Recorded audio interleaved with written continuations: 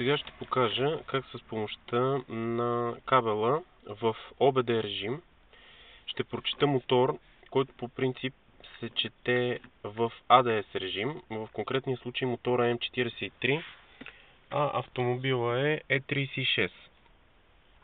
Това е възможно само на колите след 1997 година. Става въпрос за моторите М43, М44 и М52. Само те могат да бъдат прочетени в ОБД режим, т.е.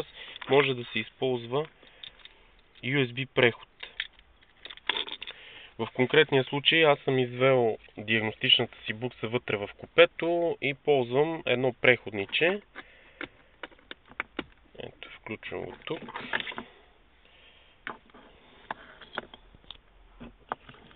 Трябва да включим кабела към преходника.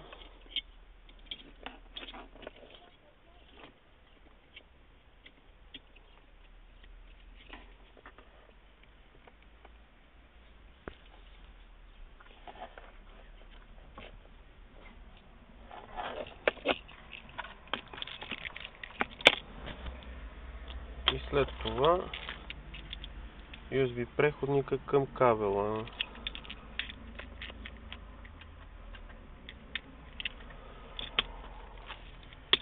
Там съответно в компютъра.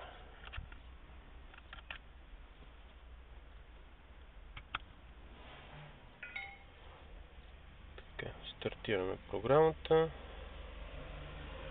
Импа.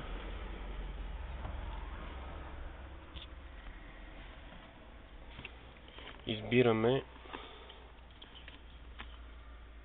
ОБД режим на кабела. Подаваме контакт.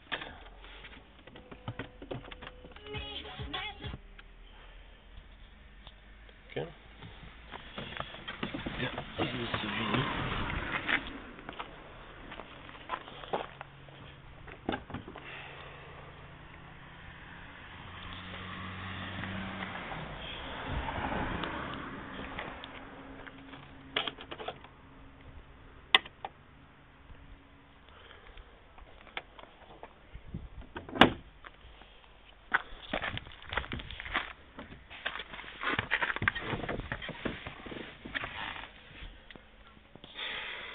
Така, подали сме на контакт. Импа ни казва, избираме си мотора.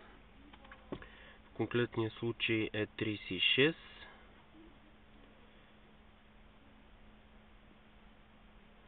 Конкретният мотор е BMS43. Избираме го и ето, прочетени го. Може да си прочетеме дали има грешки. Казва, че няма грешки. Можем да прочетем живи данни.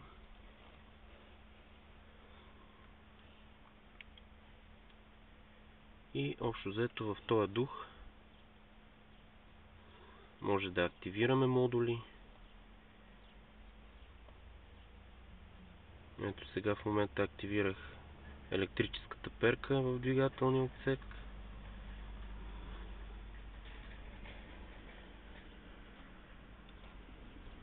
По този начин могат да бъдат прочетени и почти всички останали модули в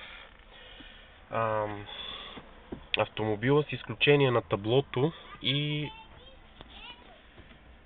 комфорт модула. Тези модули задължително се четат с ADS режим.